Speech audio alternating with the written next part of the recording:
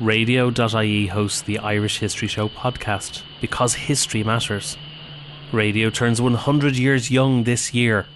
Radio's history is powered by Radio Archives. For radio archiving solutions from people passionate about radio, visit radio.ie.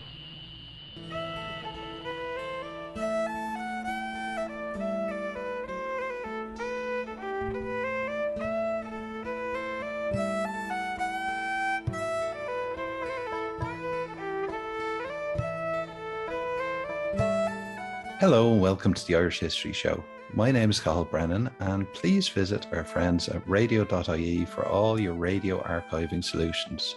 Check out our website, irishhistoryshow.ie, for a full archive of all our previous episodes. As always, I'm joined by my co-presenter, John Dorney from theirishstory.com. You can follow us on Twitter at irishhistorypod or on Facebook, facebook.com/The Irish History Show. If you get a chance, please take a moment to rate and review the show on iTunes, Spotify, Stitcher, or wherever you get your podcasts. It really helps us. If you hear an episode you like, please share it on your social media. We really do appreciate it, and we're so grateful for all the support we get from you, the listeners. Just to say as well, John has set up a Patreon for the Irish Story, and it's the first time we've tried to monetize the podcast and the Irish Story website. So there will be a link in the show notes, and we really would appreciate if you would consider donating to it as well. It would really help us. So thank you very, very much. Now, on this episode, we're going to be looking at the Irish Civil War and commemorating the Irish Civil War. We have started the commemoration process since the start of summer with the shelling of the four courts, and it should go on now until the end of the centenary of the Civil War, which will be in next summer. But there's a lot of interesting things that have come up in terms of the Civil War and in terms of commemoration, because it's not just commemorating the Civil War, it's also the end of the whole decade of centenaries too. So John, what do you think of all that? First of all, yeah, it's good to be back, Cathal. It's been a little while. Well, this is the first podcast we've done together since October of last year. Unfortunately, I've been working nights and also having small kids as well. I haven't been able to do many episodes, and you've been picking up the slack, but unfortunately we haven't got many episodes out over the last year or so, not as many as we did in the previous year, unfortunately, but hopefully this will be the start of getting more done on a more regular basis. As regards 2022, it's obviously the centenary of a lot of very nasty events in Ireland 100 years ago. As most Irish listeners will be aware, the Irish Revolution, as we call it these days, ended on a sour note. So it ended with the partition of the country, first of all, into two states, and then civil war in the south of Ireland over the treaty. Not necessarily over partition, as I'm sure we'll discuss, but it's been notable, I think, Cathal, and you might agree with me here, that the centenaries of the actual setting up of the Irish Free State, so in a way, the centenary of our independence, have been very muted. Like, there's really very little commemoration of it. Yeah, absolutely. Like we were talking earlier about, obviously, we have something to compare the Civil War commemorations too, because there's been so many commemorations over the last few years, really starting with this period where you have, the Home Rule crisis from 1912 to 1914, you have the 1913 lockout, the 1916 Easter Rising, the Tan War, the War of Independence, or the Anglo-Irish War, whatever you want to call it, and the creation of Northern Ireland and the Government of Ireland Act. And now we have the treaty, and leading on from the treaty, the Civil War. So it's interesting to compare them as a whole and separately as different commemorations.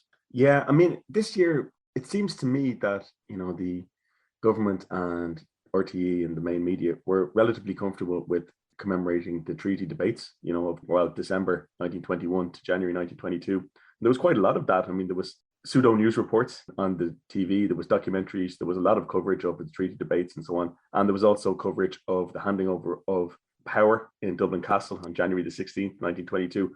And it seems to me that was things that the people in power in Ireland were relatively comfortable commemorating. More recent events, when things obviously went very much awry 100 years ago, so starting with the shelling of the four courts, which was the official start of the Civil War, and then moving on from that, there's really been very little in the way of official commemoration. There was a certain amount around the death of Michael Collins, which is August 22, 1922. So again, almost exactly 100 years ago as we're recording this, but very much framed around the idea of reconciliation of Fianna Fáil and Fine Gael, I thought, at the event of Béal na Bla. Actually, it wasn't an official state ceremony, but the Taoiseach and the Taoiseach were both there, and elements of the army and so on were there as well.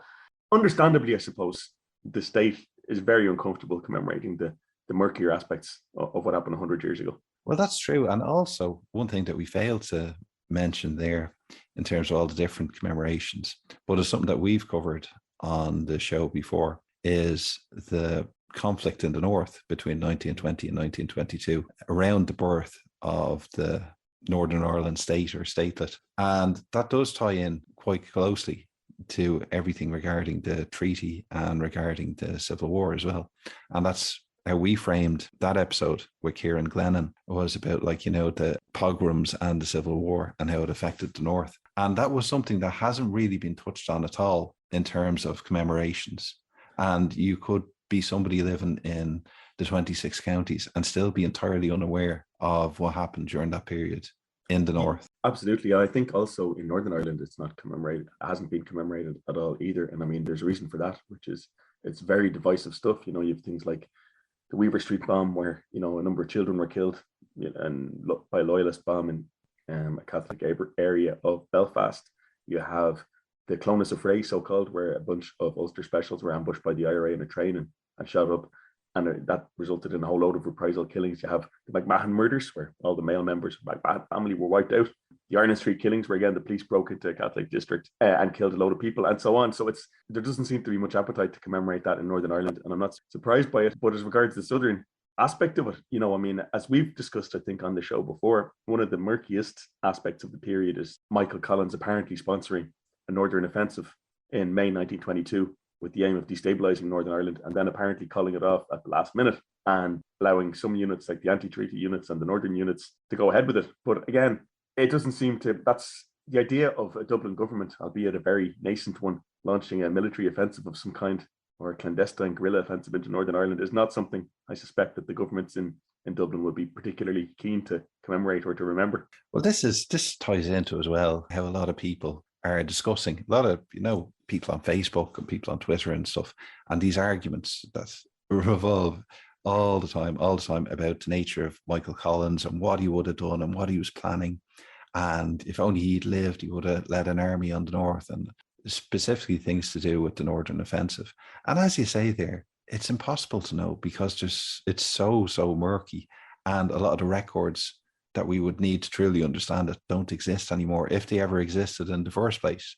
I'm not sure that they did. Yeah, I mean, that was Collins' way of working. Like, the Northern Offensive thing was partly coordinated with the IRB, and it was an attempt to get the anti-treaty IRB people, including Liam Lynch, back on side. And the IRB didn't really keep records, as far as I'm aware. So yeah, a lot of that has been lost. I mean, as regards the Northern stuff, either it's never been released, or I'm not aware that anybody has the records of the Northern government at that time, the very new Northern government of James Craig. If they've been released, I don't know. I strongly doubt it. Well, one of the things we should do, because a lot of people who would be listening wouldn't be entirely familiar with what we're talking about and wouldn't be that well versed in the Irish Civil War.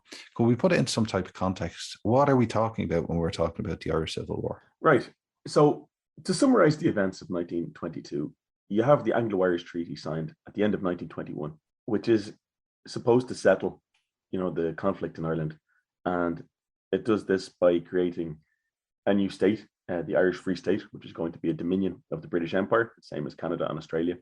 Now, the treaty also recognises Northern Ireland, which had been created the previous year, which had come into existence in June of 1921. Well, that's an important point, isn't it, John? Yeah.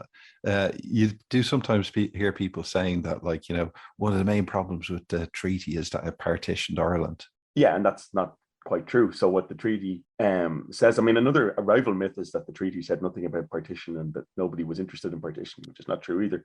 But what the treaty said about Northern Ireland was it would have a year and a day to decide whether to come into the Free State. And then there would be a boundary commission if it didn't decide to come in, which would sort out the border between them in accordance with the wishes of the inhabitants. And that's certainly what the Irish treaty delegation thought that they'd signed up to. And of course, we know it didn't quite work out that way. So you have this agreement. It split the Republican movement in the South, but in all of Ireland, wide open. Kieran Glennon has recently shown that It also split the Northern Republican movement. And then you have a cascade of events. So first of all, the treaty is passed in the second Dáil by narrow vote. And then, in this kind of piece of theatrics, actually passed in the Parliament of Southern Ireland, just to satisfy the British as well. But the political movement split. Eamon de Valera, the president of the rebel republic that had existed before, refused to accept the treaty. The IRA split, perhaps more importantly, and in March 1922, the anti-treaty elements of the IRA, which was a majority, held a convention, and they disavowed the authority of the leaders of the IRA and also of the Dáil to approve the treaty, because they said they had sworn an oath to an Irish Republic. The events escalated really rapidly. In between, you have, it seems to be, an attempt by Michael Collins and the anti-treaty leaders to get together to do something about the North in a supposed offensive in May 1922. But all it does really is unleash a whole load of sectarian violence in Northern Ireland, and it's the bloodiest part of the conflict in Northern Ireland, which, to nationalist memory is known as the pogrom. But then in the South, despite the efforts of people like Michael Collins and Harry Boland and so on, the split can't be healed, and it comes to a head. The anti-treatyites occupied the Four Courts, and in June, after the assassination of Henry Wilson, so very senior, recently retired British general, by IRA members of which allegiance it's not clear, the British insisted that the provisional government under Michael Collins had to act against the anti-treatyites and had to enforce the treaty and had to clear the Four Courts. So Collins borrowed artillery and he bombarded the Four Courts, and this was the start of civil war between the pro and anti-treaty factions in the South. Now, as regards all of Ireland, because you're right, we should put it in an all-Ireland context, what this did was end basically the conflict in the North, because it removed all these IRA units that were on the border of Northern Ireland. They ended up fighting each other. A whole load of Northern nationalists, not all of them IRA, fled south. Quite a few of them ended up in the pro-treaty army, the Free State or National Army. But you had fairly vicious, albeit reasonably low level, I suppose, by, standards of total war and stuff, warfare in the Free State for the 9 following months until the pro-treaty side finally crushed the resistance, I suppose, of the anti-treaty side. People might recognise or remember that on the 100th anniversary of the shelling at Four Courts, you were on Morning Ireland with Eve Morrison discussing the centenary of the Four Courts shelling. And how do you think that was commemorated? That was on RTE Morning Ireland, and it was also, they did much longer extended discussion with Stewie on RTE News 24. How do you think that was handled? So Shane McElhatton, who was responsible for that, had me and several other people, including Cormac Moore and Padraig O'Rourke the previous year as well, to talk about the truce of July 1921. And he's been very enthusiastic and written some very good articles on RTE's website about the period. I didn't get any real partisan element of it. Myself and Eve talked about the bombardment of the Four Courts and the opening of the Civil War. And from the perspective of the program, it seemed to me that it was purely of historical interest. In some ways, the Civil War, as you know, Cathal, is a big interest of mine, but in some ways, it felt less relevant than the truce of the previous year, because, the truce ultimately led to the treaty, which led to the state that we have today, eventually.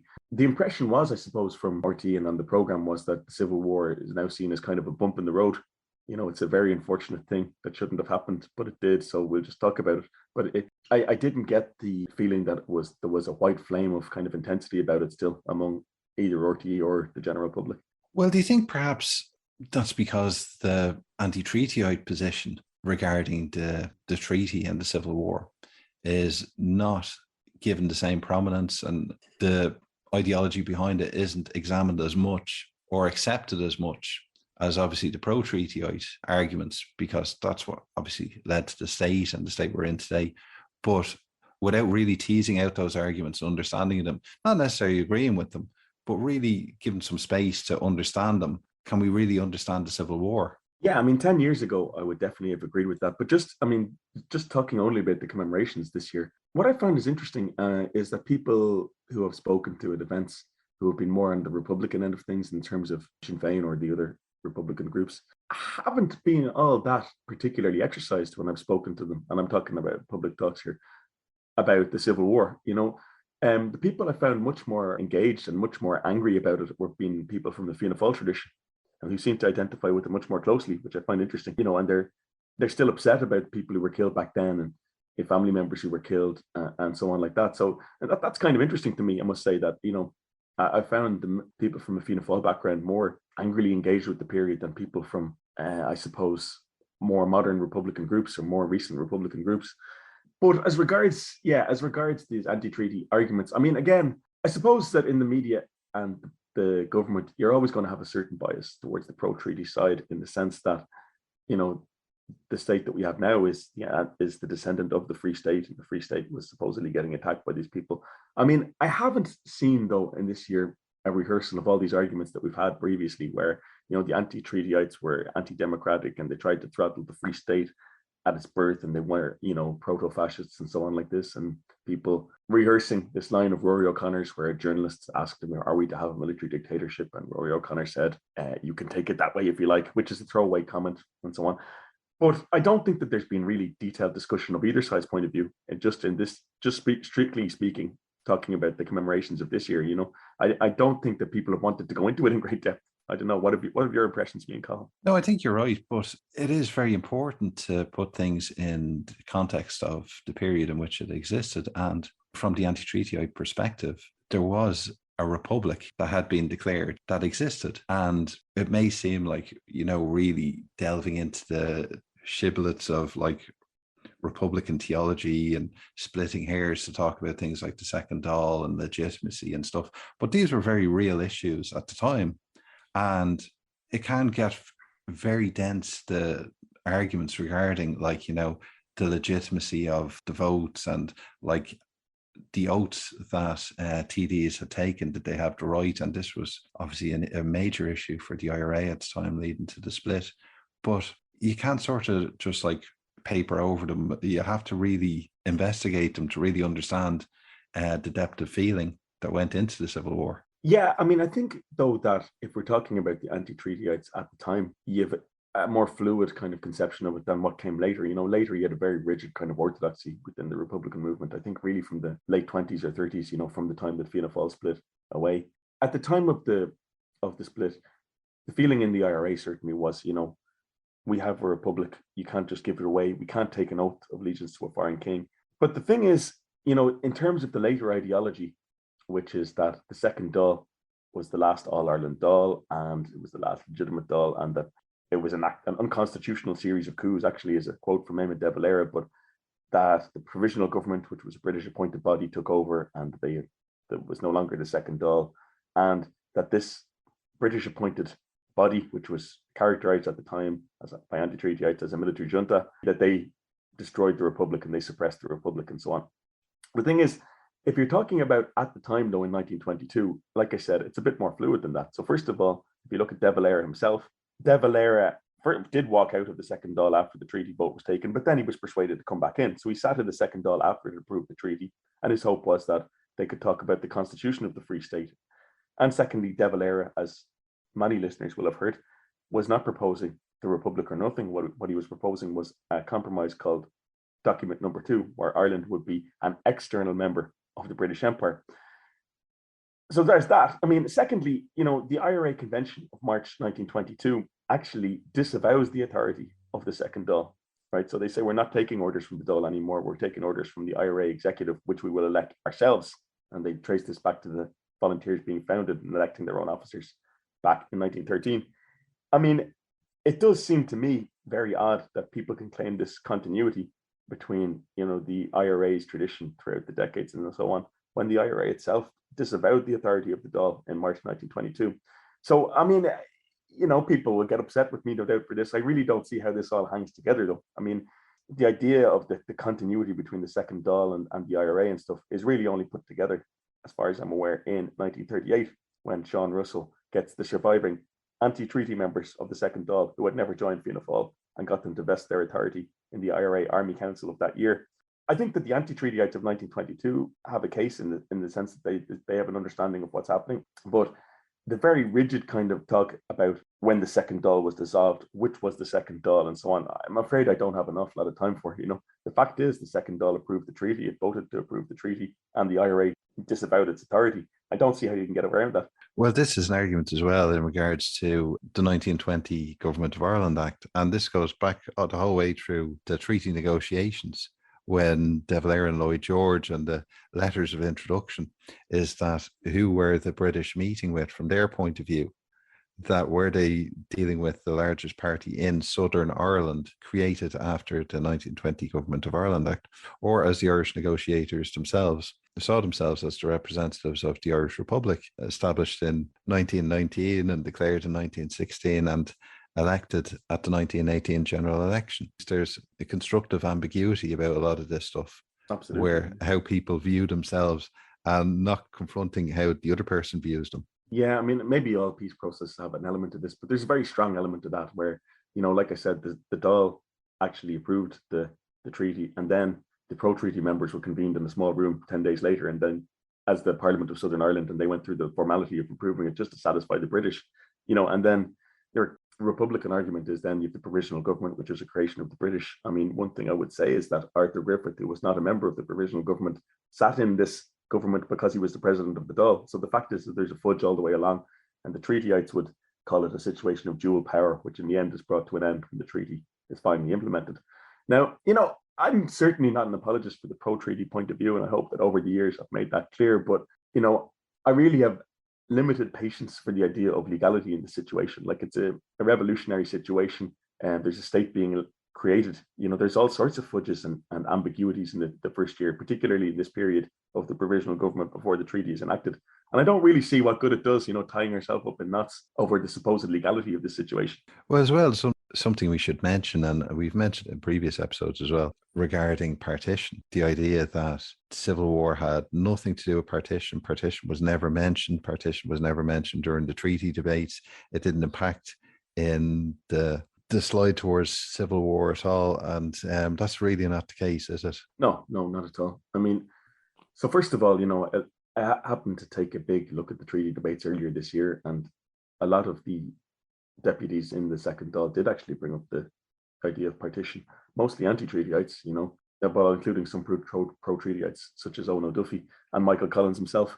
But Sean McEntee, who was originally from Belfast representing Monaghan, brought it up at great length and pretty forcefully, and so on. And Constance Markievicz and others, Mary McSweeney and others, did bring it up at considerable length. The thing about the treaty and partition, of course, is that, again, Collins and Griffith didn't think that they'd signed up to partition. So they were quite convinced, and Collins said this during the treaty debates, that it was the treaty that would end partition. And that seemed to be a respectable argument in early 1922. Now, as we know, that's not the way things worked out at all.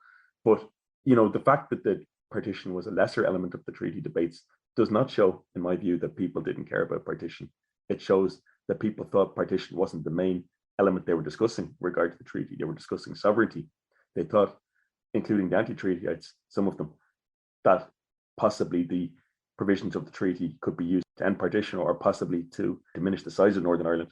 Well, I think as well, as you mentioned there regarding, it's just when you said there about the second Dáil and like when the anti-treatyite TDs withdrew from the Dáil following the vote, they actually did return later.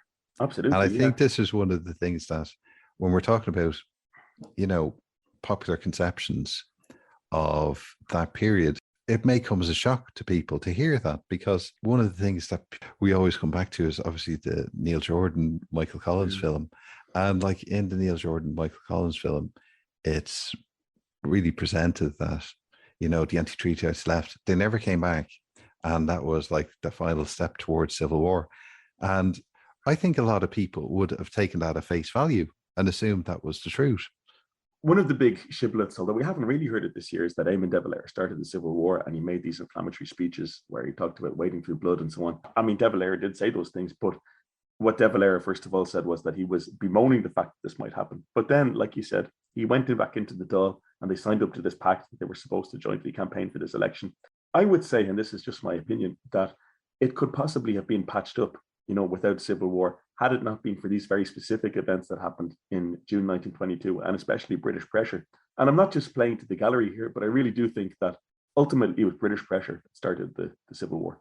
Well, that's the case, isn't it? That we always tend to forget the British role in this. Hard as it may seem to ignore it, but the Civil War is viewed purely as a war between the pro-treatyites and anti-treatyites, without British pressure being mentioned. From the start of the process, the threat of terrible and immediate war if the treaty wasn't signed up to, and the pressure from the British government all the way through with regards to the proposed constitution, with the proposals for tough action against the anti-treatyites, particularly those in the forecourts and occupying different barracks around the country. Yeah, and I mean, just to be clear for listeners, the situation was Michael Collins and Harry Boland basically on the anti-treaty side and Liam Lynch on the military side for the anti-treatyites basically had a deal in May 1922 where they could have patched this up.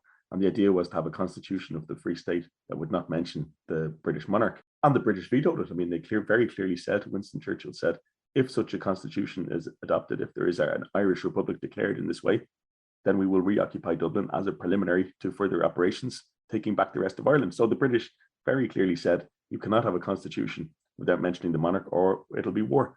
So the final crisis in June, as we mentioned before, happened when Henry Wilson was assassinated, on whose orders it's not clear at all. Even to this day, Ronan McCreevy recently has had a book out strongly suggesting again that Michael Collins might have had something to do with it. And perhaps he did. I can't say either way.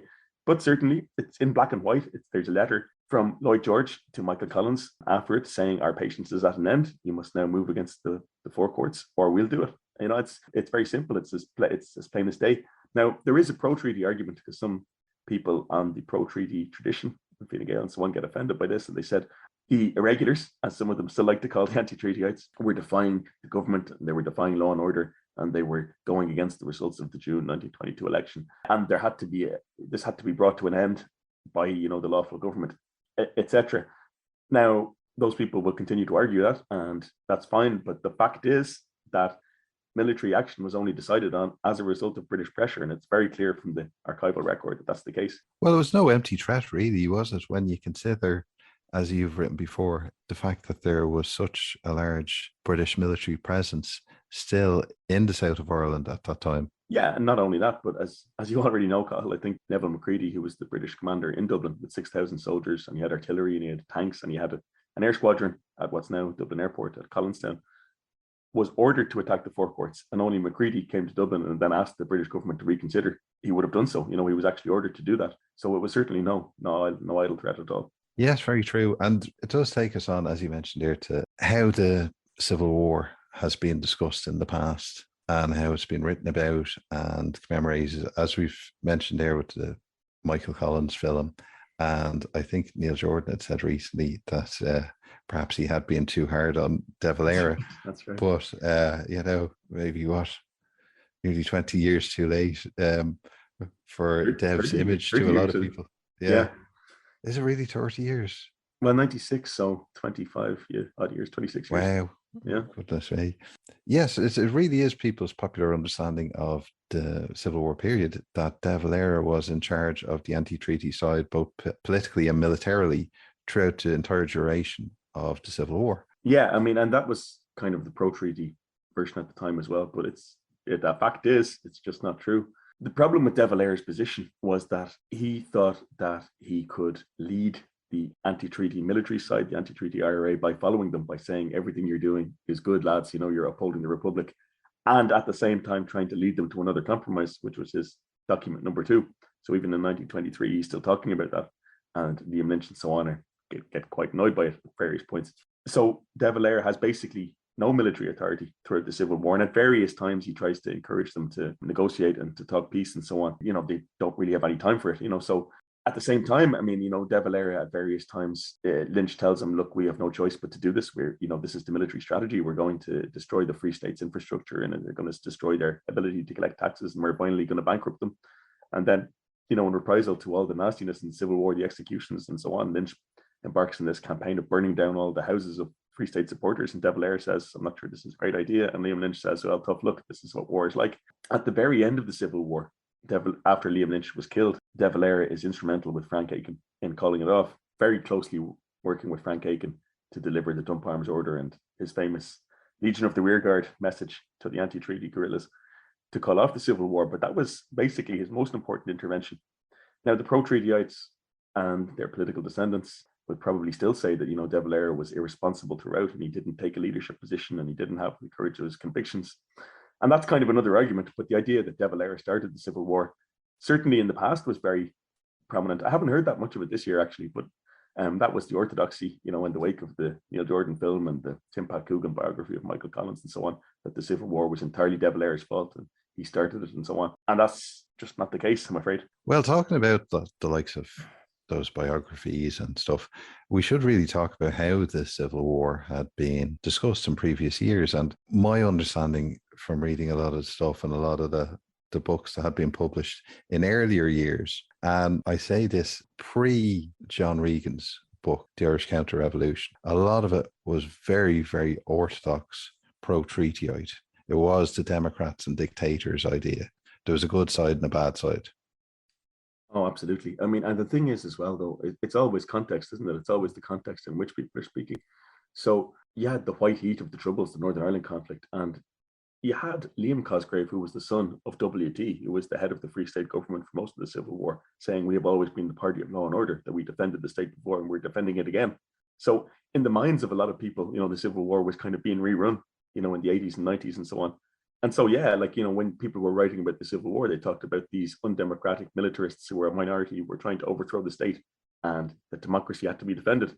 And I strongly suspect that they're really talking about the provisional IRA and the Irish governments of those years. I don't know if you'd agree with me there, Cathal. Oh, yeah, absolutely. And it is very much in that context that the books were written, like the birth of Irish democracy and all these different things. They're scathing of the anti-treatyite position, and there's no real empathy or understanding of why they would have even contemplated going down this route in the first place.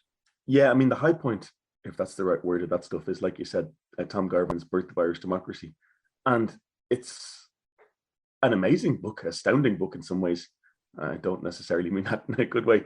It's so the Birth of Irish Democracy says the anti-treatyites were, I think, he calls the public band, so that they were the descendants of the secret societies and, if you like, criminals of the 19th century, and that they had no conception of civic society or law and order, and they were entranced by militarism, and that they had to be put down for Irish democracy. And so, and it talks about how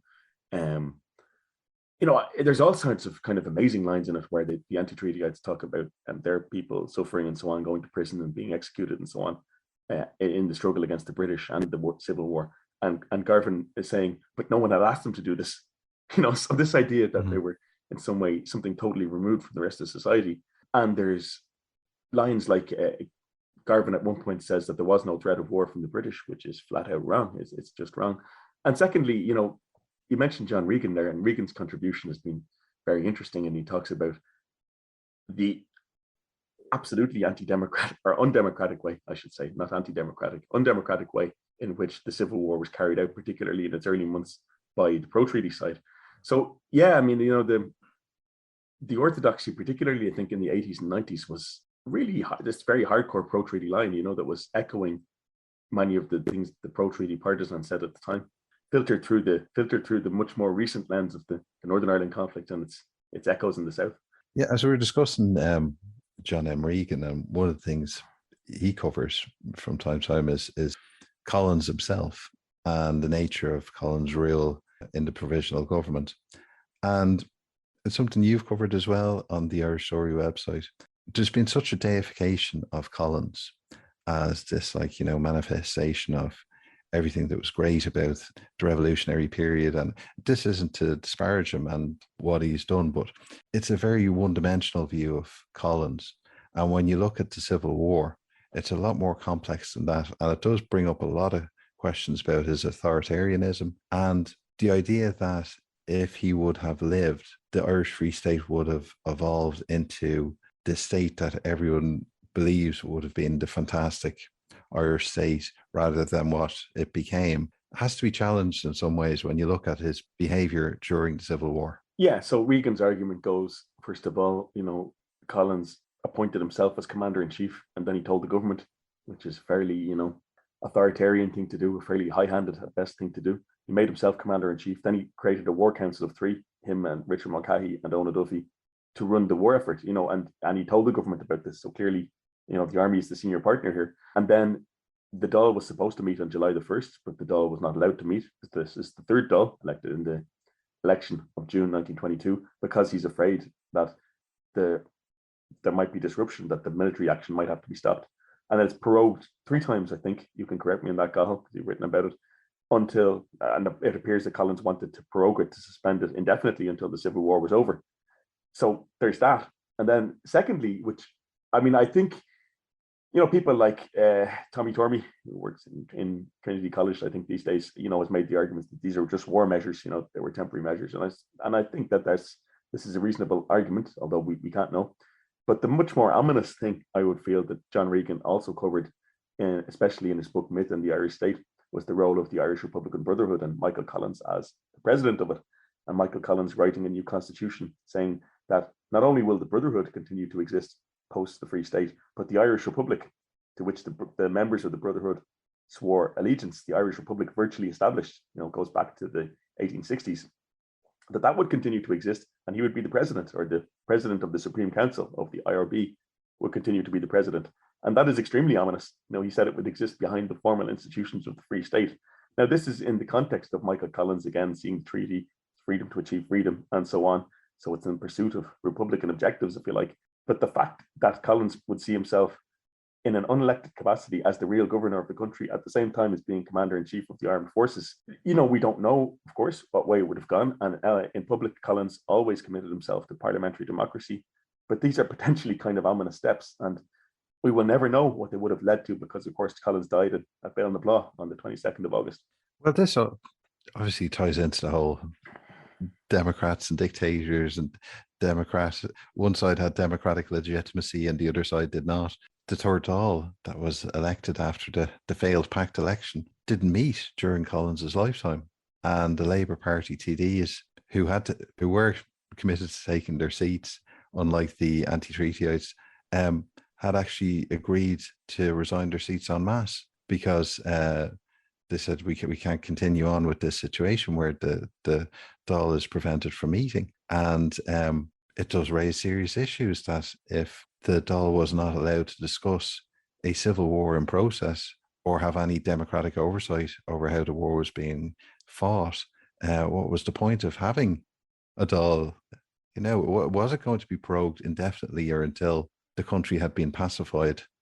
Yeah, and of course, that's not quite what happened, because after Collins died, the Dáil was finally allowed to meet and so on. But I mean, one interesting thing, though, to think about as well is that the IRB continued, especially in the senior ranks of the National Army or the Free State Army, led now by Richard Mulcahy, although I think Sean O'Murla might have been the president, but Mulcahy is the most senior figure as commander-in-chief of the army. And they're really only ousted from the very top ranks of the army in 1924, after this episode where part of their own army mutinied against them. So, the whole Democrats and dictators thing is, I think, an outdated idea, and it's a product of a particular time. It's part of Civil War polemic of 1922, but also, like I said, filtered through more recent history, I think. And I don't think we should discuss the Civil War in those terms anymore. So I've argued before that, the Second Dáil did approve the treaty. I don't see how that's controversial, and that the IRA, the army of that time, disavowed it. So this is not a good step, but there's no anti-democratic ideology on the anti-treaty side, I don't think. And on the pro-treaty side, by contrast, there are these very ominous kind of authoritarian instincts that get bypassed at various stages. So Collins getting killed, and then the IRB getting ousted from the army, and also the IRB's enemies, another faction called the IRAO, the Irish Republican Army organization within the army, also got ousted at that time. But they too had talked about a putsch, a coup against their own government in 1924. So there are definite anti-democratic instincts on the pro-treaty side as well. I don't think you can discuss the Civil War in those terms as an ideological war between Democrats and dictators at all. I don't think it makes any sense. Well, in the context of discussing the Dáil not meeting, and this is a major issue that will be interesting to see if this is discussed in detail, because it really does tie into the nature of the state and what the state was to become, and also a lot of issues regarding how the Civil War was fought and some of the issues within the Civil War. Is one of the first major things that's discussed when the Dáil eventually meets is the postal strike of 1922. And this is when, the postal workers went on strike, and it was one of the first major industrial disputes. Now, there was obviously other industrial disputes going on throughout the 26 counties during the Civil War, and other issues regarding land occupations and agrarian unrest. And, you had the nature of, that radicalism in small towns and bigger towns as well throughout the country during the War of Independence, the early days of the Civil War. But the response of the provisional government was telling, and the way in which they treated that industrial dispute is very telling in many ways to how the state would develop. Yeah, well, you're the one who's written about this, Cathal. I mean, but the postal strike was deemed to be a threat to the state's essential infrastructure, which it was, I suppose. And the army was sent out to break the strike, and they fired shots at it and so on. And in the following year, you've all these agricultural strikes, and a whole part of the army, the Special Infantry Corps, is set up to deal with them, and they're sent down to places like County Waterford, which is put under martial law after the Civil War against the anti-treatyites to put down the strike. So, absolutely, in the early days, the pro-treaty government and the likes of Kevin O'Higgins are very explicit about this. They're imposing law and order, and they're imposing what they call civilization, and the rights of property and so on. So certainly that's a part of the early part of the state, yes. Well, as well, we have the views of people like Liam Mellows, obviously one of the people who was executed, one of the 4 famous executions, and his view of how the Civil War would develop, or what sides that they represented, not just pro and anti-treaty, but like one side being the establishment, the large farmers, capital, imperialism, and on the other side, the anti-treatyites representing the workers and maybe a socialist revolution if they were successful. What do you think of that argument? Yeah, I don't think a great deal of it, to be honest. I mean, it's something that became very important in later years, because Peadar O'Donnell popularized the things that Liam Mellows had written in November 1922 before he was executed, of course. The IRA correspondence at the time, which I've looked at for researching my book about Civil War in Dublin, first of all, like, the ideas originate with the Communist Party of Ireland, who take the anti-treaty side, and there's a very small number of them imprisoned, but they meet Mellows and they seem to have influenced them in this way. And, the ideas are taken to Liam Lynch, and Liam Lynch says, well, if this gets people on our side, so they talk about nationalizing industry and they talk about distributing land to the small farmers and so on. And Eamon de Valera looks at it and just goes, no way, we're not doing this. And Lynch goes, yeah, okay, no, fine. It's not a central part of their makeup at all. I mean, in later years, people like Peadar O'Donnell would say that the Civil War was, the lost revolution, to borrow a phrase from another book. I don't really think that it was, I really don't. I don't think that they were that far apart in terms of social origin and in terms of ideology, the pro and anti-treaty sides. Now, that's not to say that there wasn't a great deal of class conflict in the Civil War, and that the pro-treaty government didn't think explicitly in terms that they were imposing a particular kind of order on the society, because they did. I would say that the anti-treatyites did not think, by and large, that they were fighting for any kind of social revolution. But I wonder, will those issues be discussed at length in terms of commemorating the Civil War, or will there be space created to discuss those issues? Yeah, I mean, there should be. Like, in our day, like, Irish society, it seems to me, is at a kind of inflection point. It seems to me that the younger generations feel kind of very disenfranchised these days, especially by the cost of housing and the cost of renting. And so the issues of authority and the issues of what states should do in terms of organizing the economy and how much they should intervene, these are very big issues in the Ireland of 2022. You can project them back to the Civil War. I mean, the Republican version, or a Republican version, the kind of left Republican version, has been that the Civil War was like this, a kind of a class war, and Peadar O'Donnell has a lot to do with popularizing this idea. Again, I don't really think that really represents the anti-treatyites. They're starting to look at something like that in 1923 when they start campaigning for the first election after the Civil War, and they start allying with Labour and so on. And there's an element of that about the early Fianna Fáil as well. It's not what caused the Civil War. I don't think it's what the Civil War was fought over. In terms of talking about it, yeah, I mean, one of the things that surprised me is that, Sinn Féin or other left Republican groups have not been very keen on talking about that aspect of the Civil War, that it was, that the Civil War was the counter-revolution, and that, that the true revolution was cut off or something at that time. I haven't seen them talking about it very much. It hasn't really been much part of the discourse this year, I don't think. Maybe I've missed something, Carl. Maybe I've missed it too. I haven't noticed Sinn Féin really discussing it at length either. Whether that is something to do with the timidity in some ways of Sinn Féin, because they're so close to the goal line in terms of the next election, with the growing popularity of Sinn Féin and the growing unpopularity of Fianna Fáil and Fine Gael, that they're trying not to frighten the horses in any way by drawing any parallels with that period. Yeah, but I mean, I don't really see the benefit in trying to refight the Civil War at this time, and depicting people as deadly enemies like they were back in 1922, 23. I don't think that's necessarily a very healthy step. So I can understand that. I mean, the other thing, though, I mean, in terms of commemorations, is of course the death of Michael Collins.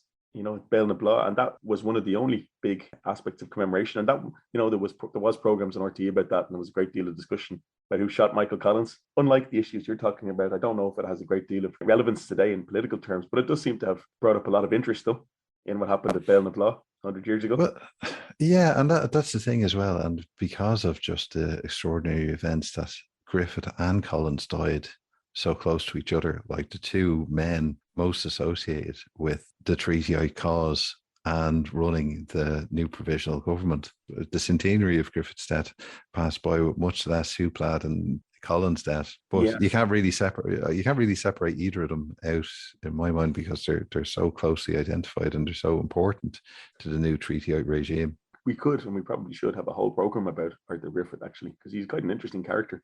But the thing about Collins, it's mostly focused on how he was killed and who killed him, basically. And there's been a lot of people who've been very interested in this lately, and they've been thinking about the various possibilities, let me say, about who killed him. I mean, for me, this is very straightforward. And in fact, when you look into the details of the ambush, it only becomes more straightforward. So Collins went down to West Cork. He was investigating the money the anti-treatyites had seized from the Customs and Excise in Cork when they had occupied Cork City. He was meeting various pro-treatyites in West Cork, which was, to be honest, a foolish thing to do, because it was where the anti-treaty side had massed after their retreat from Cork City. He drives into an ambush. The firing breaks out. Collins decides not to stop, not to get in the armored car where he would have been safe. Then, when the firing slackens and some of the anti-treatyites are apparently getting away down laneway, Collins leaves cover, runs after them and shoots at them, and then gets shot in the head. So, people are looking for, it seems to me, for a conspiracy that just isn't there. That, it seems to me perfectly straightforward what happened to him. Yeah, I was always amazed by that. And as you say there, it's only become more pronounced now, the more I read about it, that the actual events of Béal na Bláth, that it's really not that shocking that he was killed. It's remarkable, really, in some ways, that people's concept of Collins, again, going back to, the Michael Collins film, but the popular conception of Michael Collins is he's a figure who was, like an Ernie O'Malley character, that he was going on raids and rallies at attacking police barracks and stuff like that. But his experience of actual gunfire and being in ambushes and stuff was pretty low to non-existent outside of the Easter Rising, when he was in the GPO as an adjutant to Joseph Plunkett. And reckless doesn't begin to describe his behaviour at Béal na Bláth. And, we had Joseph Connell on before, on a previous episode. You were discussing with him Michael Collins, and he had, obviously, as a previous military background that Connell had, where he was discussing it in that context. And he didn't seem at all surprised that Collins lost his life at Béal na Bláth. Yeah, no, I mean, it was a terribly reckless thing, to be honest, to do. I mean, the role of Emmett Dalton has come up a bit, and we can talk about Emmett Dalton either here or at a later episode, but Dalton told him to drive like hell and get out of the ambush site, and that's what he should have done, and then he would have been alive, and none of this would be discussed today. There's a few things, I mean, I just want to comment about, because like the speculation is that the British somehow had him killed because he was too hardline on the north. Now, it is true that Collins had a hardline attitude on partition, but he'd already begun to kind of walk it back, by the time he was killed. But the facts of the case are that the ambush was laid by the anti-treatyites. Then we have the report, which was made by Liam Deasy, who commanded the ambush party to Liam Lynch. And he says this is how the ambush went down. It was one casualty. We found out later it was Michael Collins. You have Liam Lynch writing to various people saying, this, explaining to him, like Ernie O'Malley and others, this is how the ambush went down. It's unfortunate we had to kill Michael Collins, but that's the situation he put us in, basically, is what he says. So the anti-treatyites at the time are not shy about saying it was them. And people speculating that it was Emmett Dalton, and there seems to be an assumption among some people that it's an accepted fact that Emmett Dalton was working as an agent for the British. Now, Dalton was no saint, and neither was his brother Charles on the pro-treaty side. There is no evidence that I know of that he was working for the British in any capacity.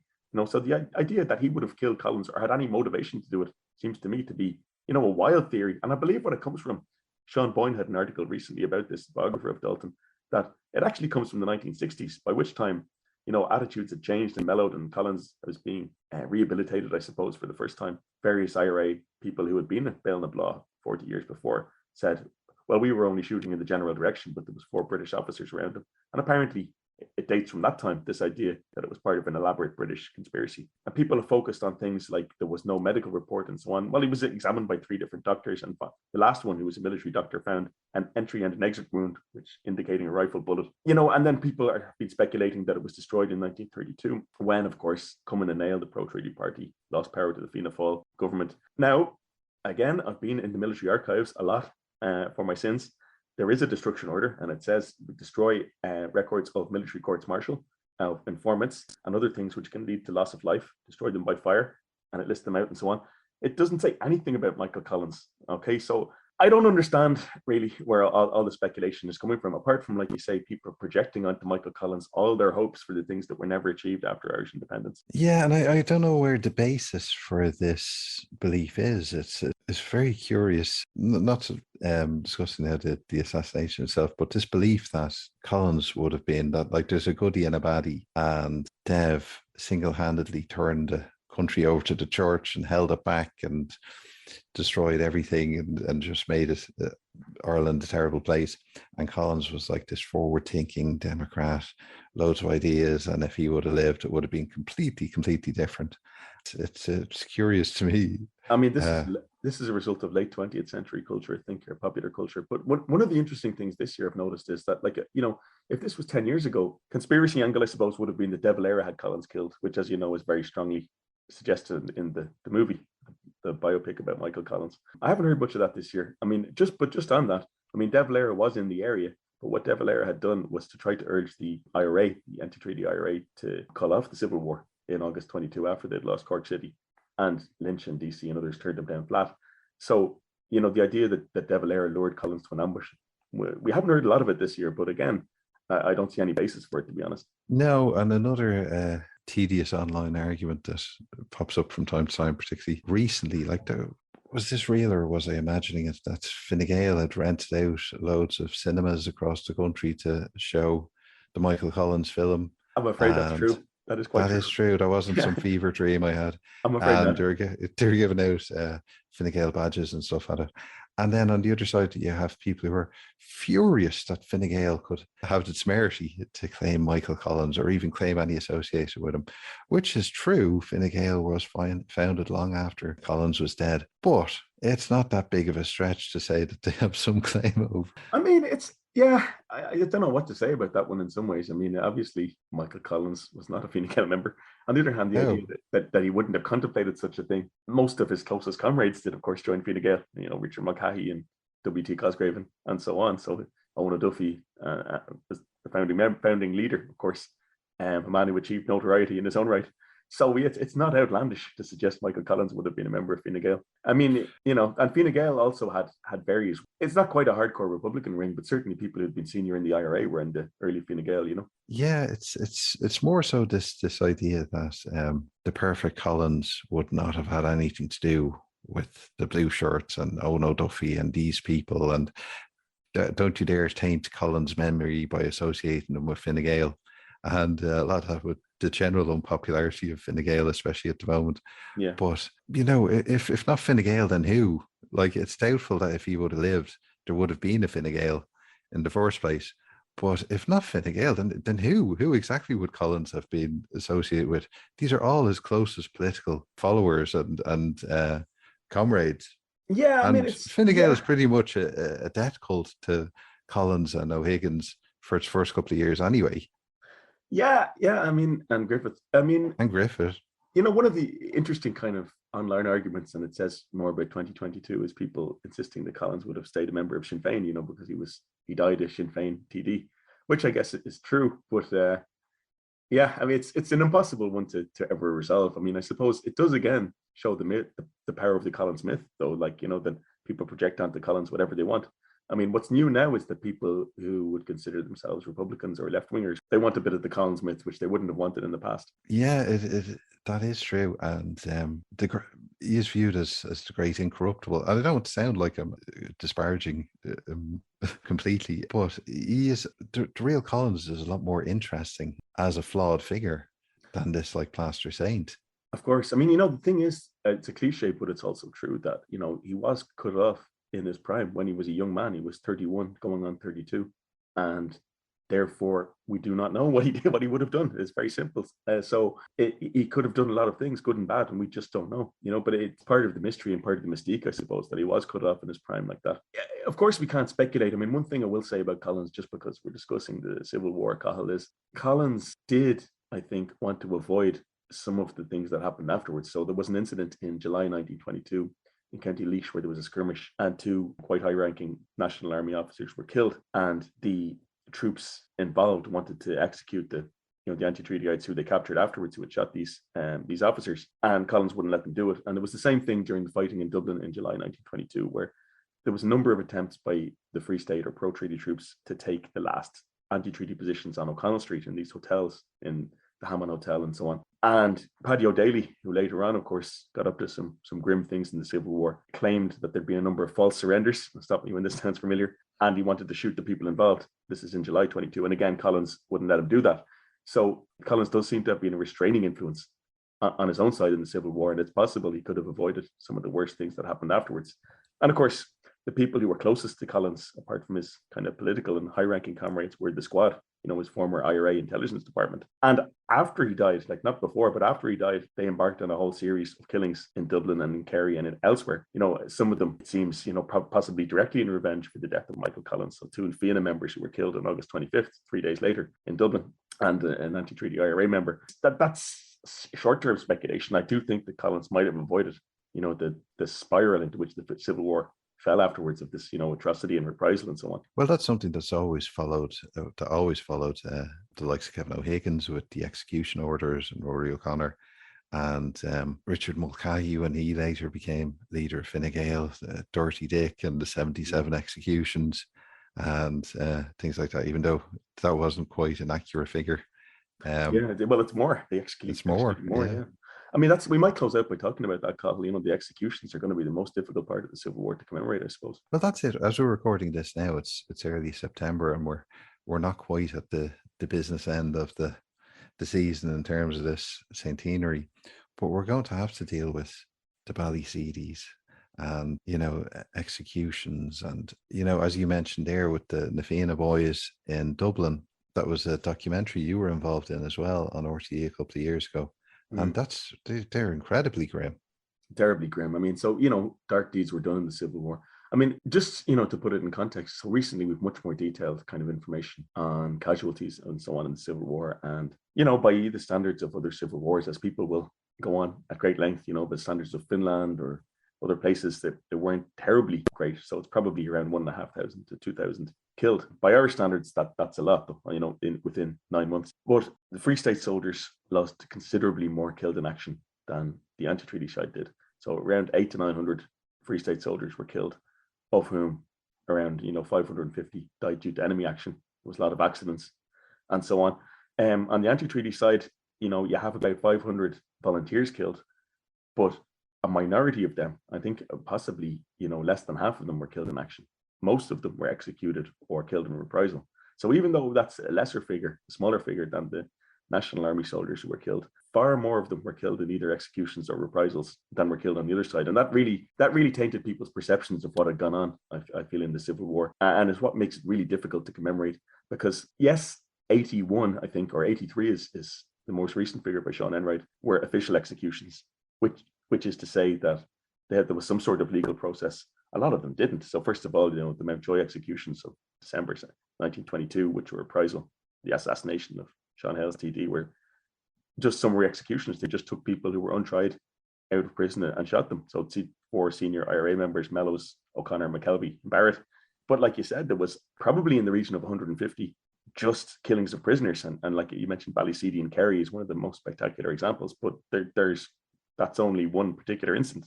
So that scale of kind of illegality and, basically just summary justice by the state is difficult to talk about. It does undermine the legitimacy of the early Free State. Now, the fact is that there's an amnesty afterwards, and this is called wiped out by an act of oblivion. And the idea is no one is going to talk about it ever again. Even now, 100 years on, is quite difficult, I think, for the Irish state to talk about. Yeah, it will be very, very interesting to see, because you've been involved in quite a few panels and conferences over the past couple of months regarding the Civil War. But, that doesn't really permeate to a large extent to the general consciousness. That's mainly within academia, or people who are really, really interested in Irish history will watch the stuff online or go to these conferences. It's more so, the popular history books, the TV programs, documentaries and stuff like that. And like there has been documentaries made in the past about Ballyseedy. Will that be shown again?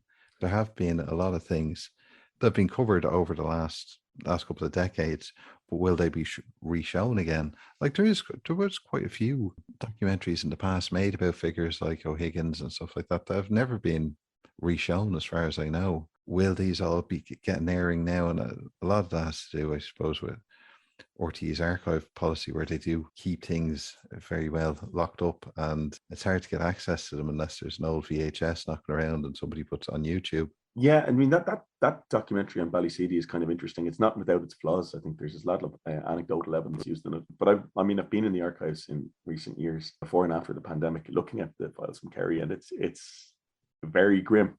And the thing is, the army reports are, consciously lying. They're about what happened in Ballyseedy and elsewhere, and they are very undermining of the idea that this is a state that's imposing the rule of law and so on like that. Because the troops in Kerry are engaged in I don't want to be sensationalist here, but they're basically kind of war crimes. They're killing prisoners all over the place and lying about it. So it's going to be very difficult, to bring up. I imagine the state won't want to. I mean, certainly people who are interested in history, though, I think, being silent doesn't do anyone any good. Hopefully we can discuss these things kind of calmly and rationally, but they're very, very ugly incidents, and they do taint the early history of the state. You can't get around that, no matter what political persuasion you come from. That was something that always stuck with me, like as we discussed here before with the burn orders, as Cumann na nGaedheal left government in 1932. A lot of stuff in the archives, particularly around Kerry, is so bad. It makes you wonder what was burnt if that was left in. Exactly. And you have to read through the lines a little bit of the stuff in Kerry, like the army reports, because like the reports come in of, like, for people who are not familiar, what happened was this: there was a booby trap bomb in a place called Knocknagoshel on, I think, March 6th, 1923, where 5 National Army soldiers, including 2 officers, were killed.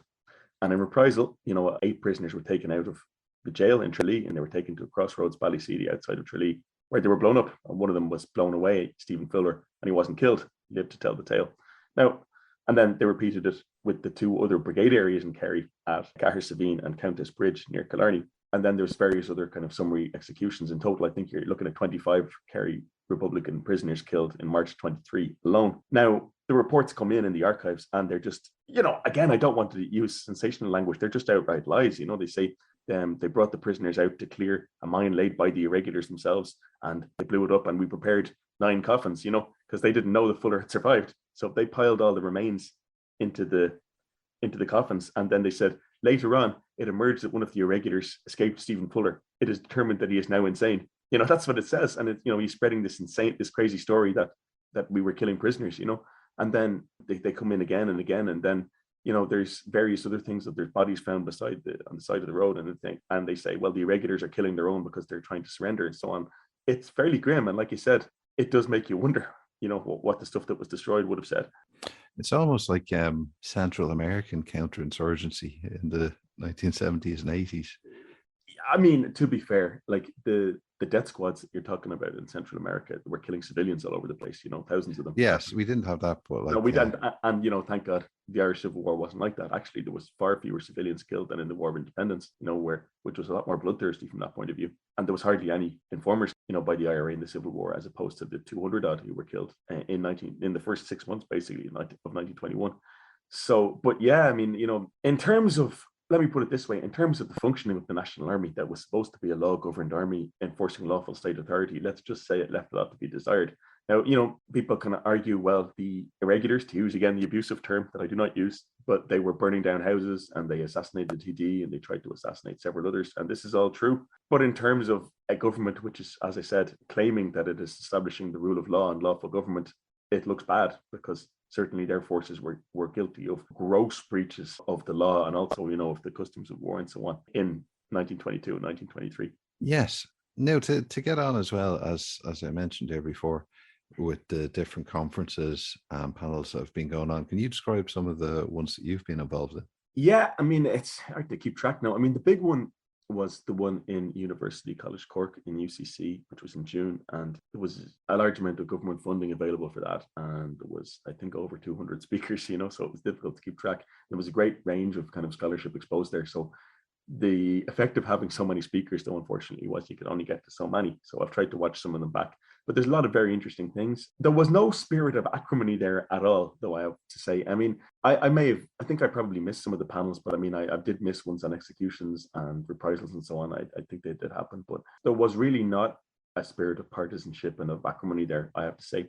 Now, I've spoken at other ones. So I spoke at the commemoration of Harry Boland in Skerry. So Harry Boland, who attempted to patch up the dispute in early 22, ended up losing his life. He was shot in Skerries when Free State troops were trying to arrest him in July 1922. Interestingly, there was quite a bit of heat at that, you know, from family members and descendants of Harry Boland, because I suggested that they didn't intend to kill him, you know, because they wounded him and he was taken to hospital and he died 2 daes later.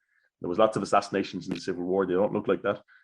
People weren't necessarily happy with that. There was a lot of heat. And as I said, the people from a Fianna Fáil tradition seem to be more angry in some ways about this than people from a more contemporary Republican tradition. So I spoke at an event which was called Counter-Revolution or Civil War with Brian Hanley, and I was expecting there to be a lot of heat at that, and there really wasn't any at all. I mean, people were very detached. I'm not sure how Republican the audience was, but they really weren't, you know, not that they weren't interested, they were interested, but they weren't terribly angry about it. And I've spoken about the burning of the big houses, which is such an emotional motif of the period and such a visual thing, and I have a couple more talks about that coming up. And I've spoken about Michael Collins and so on. There's been a certain amount of emotion. The most I saw was at the commemoration of Harry Boland, I've got to say, up in Skerries. Yes.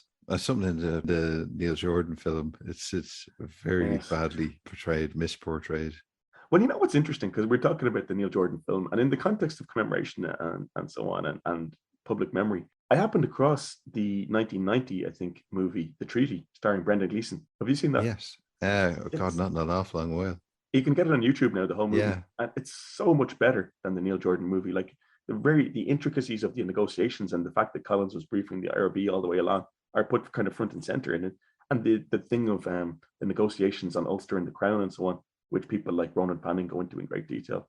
But they have it in this TV movie correctly, you know. It's an awful lot better than the Michael Collins, the Neil Jordan movie of 1996, which is just a kind of a Hollywood romp, really. You know, it's very interesting. I was surprised at how good it was. And Brendan Gleeson is also a very good Michael Collins. You know, he really captures, you know, this kind of dynamic energy that Collins had better than Liam Neeson had, because Liam Neeson is a kind of, you know, an operatic figure. You know, he's a very calm kind of presence. And Collins wasn't like that. He was, you know, a driving force of energy and so on. Yeah, I'm just wondering now what the rest of the concluding part of the centenary events are going to be like. Well, I think, you know, judging by what we've seen so far, that the Irish government is really just going to wish they weren't happening, you know, because like they don't have anything to gain out of it, I don't think. In a way, though, it does occur to me with the current state of play in the North, and, you know, they just have a new Prime Minister elected as we're recording this in Britain, Liz Truss, and she says she's going to throw out the Northern Ireland Protocol. You know, it might be that the centenary of the Boundary Commission, which will be in 2024 and 25, will be more controversial even than the Civil War, because it's more relevant. And for those, you know, not familiar, we've talked about this before, Cathal, and you've worked in this yourself.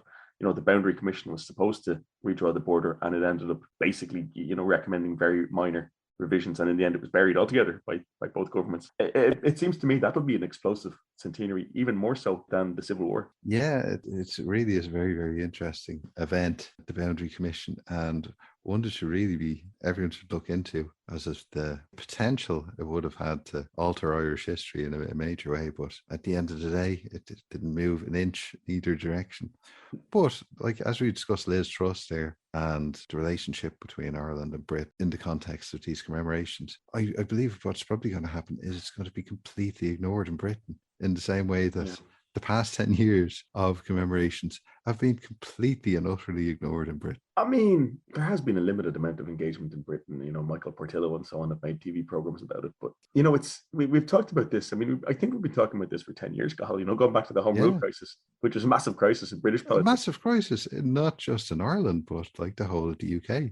And it passed off without a mention, barely. Without a whimper, yeah. I mean, and, you know, it's not without analogies for certain things that have occurred more recently in some ways, in terms of the Conservative Party flirting with extra legal stuff. But yeah, I mean, it is a weak point of modern Britain. And I mean, okay, modern Britain has a population of 70 million and they think, so what, this little country beside us. But like, that is actually an anachronistic point of view, to use some historical jargon. So Ireland was a central part of British politics.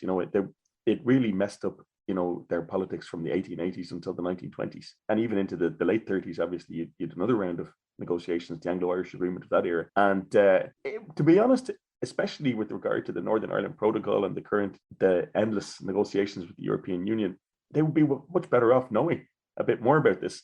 I will say one thing, though, which is kind of interesting. During the various Brexit deals, which didn't go through Parliament, this is before COVID now, so people might have forgotten about it, several Conservative Party figures speaking in favour of various deals, whether May's deal or Johnson's deal, quoted Michael Collins on the treaty.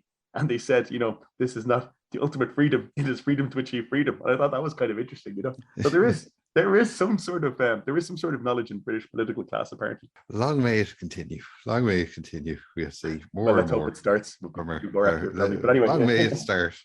Okay, and on that note, so, to wrap up in terms of, the discussion, there's a lot of interesting things that could happen and should happen over the next couple of months.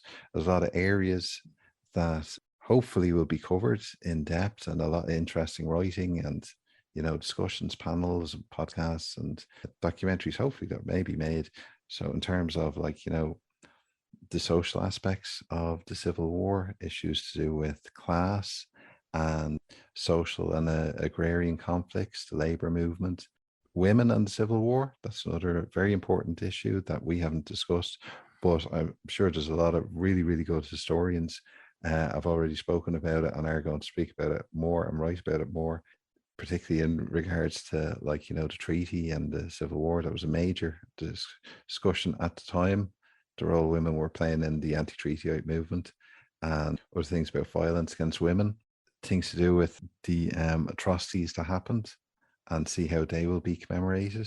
So, there's a lot of stuff there to think about, and we should revisit this in 7 or 8 months' time and see how it panned out. Yeah, yes, indeed, we should. Okay, so, and just to remind listeners, again, of course, 2 books you may want to read by our esteemed John Dorney, One Civil War in Dublin and Peace Before the Final Battle, which go into the Civil War in a lot more detail, especially Dublin and the Civil War, which I think people would really, really enjoy. So thank you very much for listening. It's been very enjoyable getting back to doing a podcast again after so long, and hopefully we shall start doing them a lot more frequently in the future and get back into doing it. So until next time, you can follow us on Twitter at Irish History Pod, or on Facebook, facebook.com/The Irish History Show. And if you get a chance, please take a moment to rate and review the show. It really does help.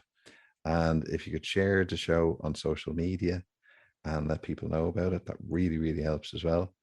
To shamelessly once more plug the Patreon that John has set up, we'll put the link in the show notes. So it's the Patreon for the Irish Story website. And that would be fantastic if you could do that. So until next time, my name is Cathal Brennan, and on behalf of myself and my co-host, John Dorney, thank you very, very, very much for listening.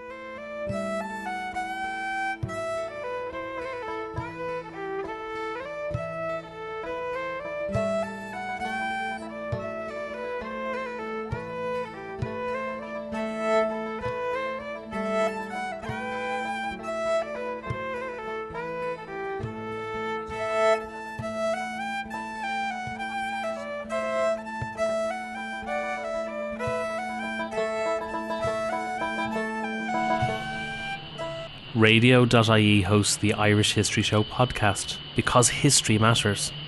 Radio turns 100 years young this year. Radio's history is powered by radio archives. For radio archiving solutions from people passionate about radio, visit radio.ie.